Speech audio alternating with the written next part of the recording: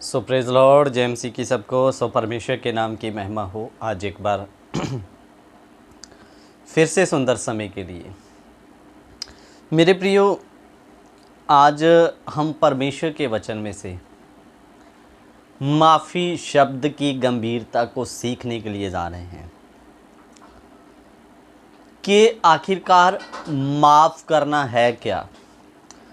हम बड़े लंबे समय से माफ़ी के ऊपर अलग अलग परमेश्वर के मैसेज या प्रभु के दास लोगों से वचन को सुनते आ रहे हैं, लेकिन अभी तक हमें सही मायनों में माफ़ी है क्या, उस शब्द का सही अर्थ अभी तक पता नहीं चल पाया। मेरे प्रियो, अगर आज आप सच में माफ़ी का सही अर्थ सीखना चाहते हैं तो पूरा वीडियो को देखना। और आज मैं एक आपको सच्ची घटना भी बताऊंगा। उस व्यक्ति ने साबित कर दिया कि आखिर में माफ़ करना होता क्या है। मेरे प्रियो, सबसे पहले हम एक वचन पढ़ेंगे, मत्ती रची सुसमाचार उसका 6 अध्याय उसका 12 वचन।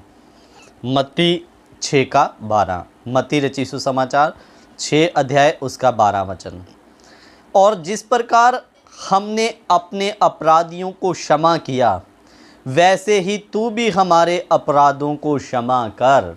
मैं दोबारा पढ़ूंगा। और जिस प्रकार हमने अपने अपराधियों को क्षमा किया, वैसे ही तू भी हमारे अपराधों को क्षमा कर। मेरे प्रियो, हिंदी में माफ़ी की जगह में शब्द आया क्षमा।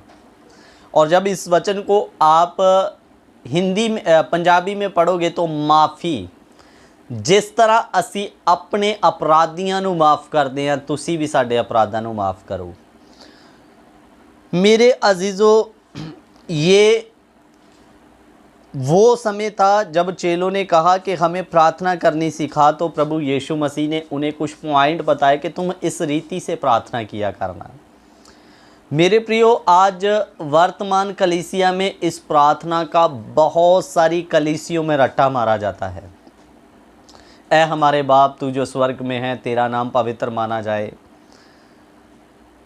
तेरा राज जाए, जैसे तेरी मर्जी स्वर्ग में पूरी होती है वैसे ही पृथ्वी पर भी हो। हमारे दिन भर की रोटी आज हमें दे।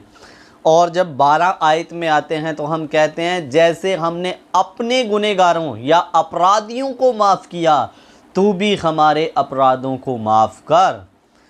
अजीज़ों, आज मैं आपको बता दूं कि 100 में से 90% कलीसियों में इस प्रार्थना का बखूबी बहुत अच्छे तरीके से रट्टा मारा जा रहा है कि हम आइए प्रभु यीशु मसीह की सिखाई हुई प्रार्थना को दोहराएंगे करके।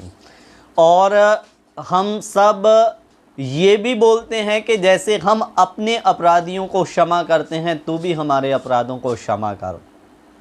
लेकिन आज मैं आपको सवाल करना चाहता हूँ, आप का जीवन क्या उस रट्टू राम तोते के जैसा तो नहीं, जिसको किसी ने सिखा दिया बोलो बेटा राम राम तो वो राम राम बोलेगा।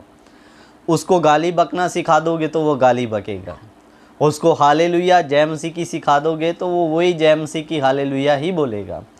मेरे अजीज़ों, मेरा कहने का मतलब क्या है, कुछ विश्वासियों का जीवन इस रट्टू राम तोते के जैसा हो गया है, जिसको जो भी रटने के लिए बोल दो वो रट्टा मारता रहेगा। सो कहने का मतलब, मैं अपने पॉइंट पर आता हूँ। आज बहुत सारे लोग इस प्रार्थना का रट्टा तो बखूबी मारते हैं कि जैसे हम अपने अपराधियों को क्षमा करते हैं, तू भी हमारे अपराधों को क्षमा कर। लेकिन दिल पर हाथ रखकर बोलना, क्या सच में हम अपने गुनहगारों या हमारे विरुद्ध में पाप करने वालों को क्षमा कर पाते हैं? अगर आप ईमानदारी से जवाब दोगे तो मुझे नहीं लगता 100 में से 100% लोगों का जवाब आएगा हाँ हम करते हैं। यहाँ तक मैं आपको अपने समझ के अनुसार बताना चाहूँगा तो 100 में से 98 क्या 99% लोगों का जवाब दिल से ईमानदारी से आएगा, नहीं कर पाते हैं। तो फिर इस प्रार्थनाओं को रट्टा आप क्यों मार रहे हैं? जब आप माफ़ ही नहीं कर पा रहे हैं तो यीशु को क्यों बोल रहे हैं कि जैसे हमने अपने अपराधियों को क्षमा किया, तू भी हमारे अपराधों को क्या कर दे, क्षमा कर दे। मेरे अजीज़ों, मैं आपको बताना चाहता हूं कि माफ़ी शब्द का मतलब क्या है।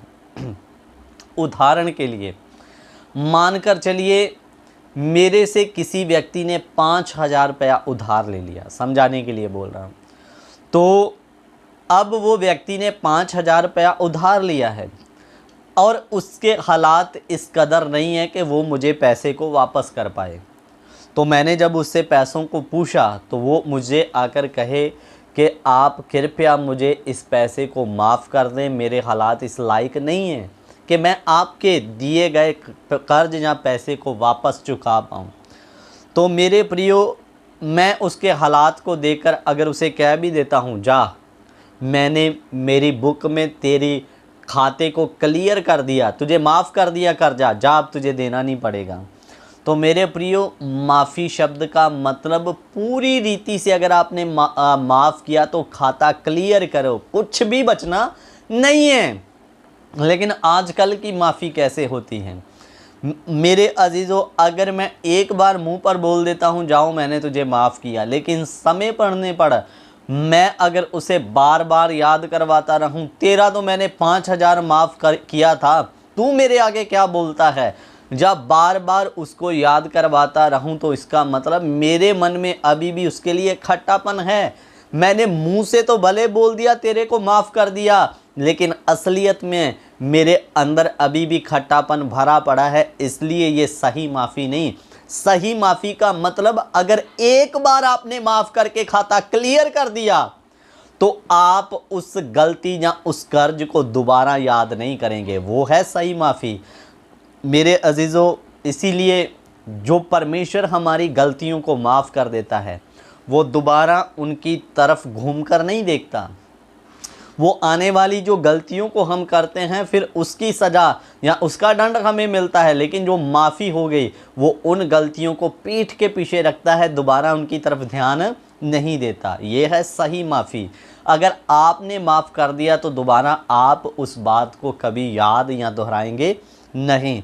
लेकिन आज हम कह तो देते हैं कि मैंने आपको भाई या बहन या विश्वासी भाई मैंने माफ़ कर दिया, लेकिन ज़िंदगी भर वो हमारे अंदर में खटास या वो कड़वापन भरा रहता है कि मेरे लिए इसने ये शब्द इस्तेमाल किए थे, मेरे लिए तो इसने ये बोला था। ये सही माफ़ी नहीं, वो जहर तो अभी भी आप अंदर लेकर चल रहे हैं, तो वो सही माफ़ी क्या है। लेकिन रट्टा मारने के लिए हम बहुत अच्छा मानते हैं, प्रभु जैसे मैंने अपने अपराधियों को माफ़ किया तू भी हमारे अपराधियों को क्षमा कर।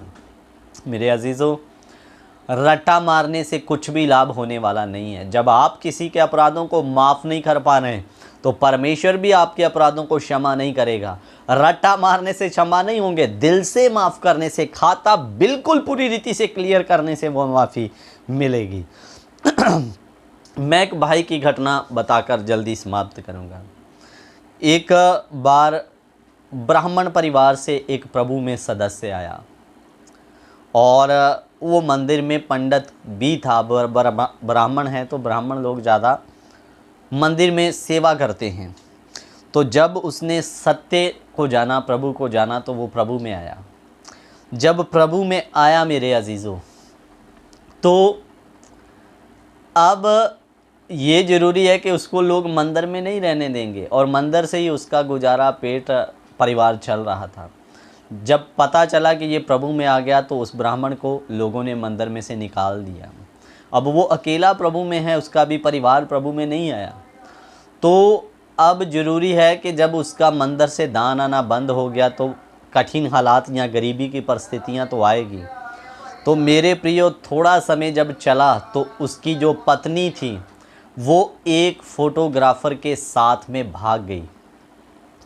तो मेरे अजीज़ों, जब वो प्रभु का जन जो प्रभु में आ चुका है चर्च में गया तो पास्टर ने उसको पूछा, प्रभु के दास ने पूछा कि देखो भाई, तुम्हारी पत्नी भाग गई है, अगर उसका वापस तेरे पास आने का मन करे तो क्या करोगे। उसके जो शब्द थे वो दिल को छू लेने वाले शब्द थे, और अगर आप हृदय की गहराई से सुनोगे तो सच में आपकी आंखों से आंसू आ जाएंगे। वो क्या कहता है, मेरे हज़ारों लाखों गलतियां मेरे यीशु ने माफ़ कर दी, तो मैं अपनी पत्नी की क्या एक गलती को माफ़ नहीं कर सकता?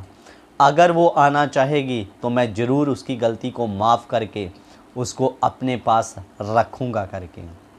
और मेरे प्रियो, सच में ऐसा हुआ कि उसकी पत्नी 1 सप्ताह बाद वापस आई और कभी उसने उसको दोबारा पलट के ताना नहीं दिया कि तू तो 1 हफ़्ता बाहर रहकर आई है करके।